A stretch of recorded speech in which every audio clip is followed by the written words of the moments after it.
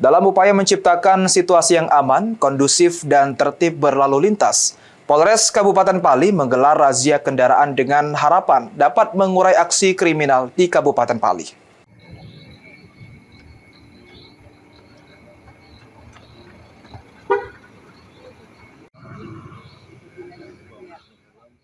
Dalam upaya menciptakan situasi yang aman dan kondusif, Polres Pali melaksanakan kegiatan razia sebagai bagian dari rutinitas setiap Sabtu malam.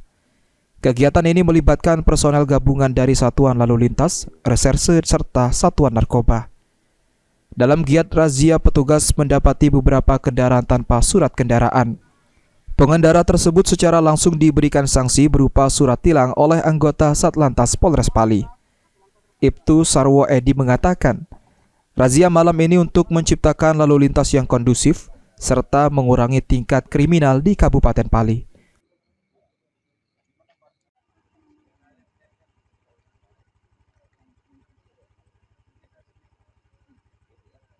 Kita malam ini. Ini dalam rangka penertiban dan kegiatan setiap malam minggu malam Senin kita mengadakan antisipasi mengenai masalah kantin Satlantas. Yang pertama mengenai 3C, curas, curat, curanmor. Nah, jadi di daerah Pali ini, ya alhamdulillah dengan adanya kegiatan-kegiatan ini akan berkurang, bahkan kita berikan 0 atau 0 daripada curas curanmor. Dan bagaimana untuk masyarakat ininya, kesampainya, untuk harapan untuk buat masyarakatnya? Harapan daripada masyarakat itu sangat senang sekali dengan adanya kegiatan-kegiatan yang dilakukan oleh pihak kepolisian khususnya Polres Pali.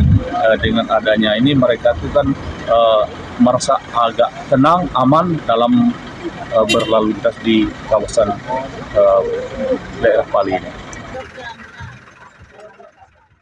Idham, Pal TV.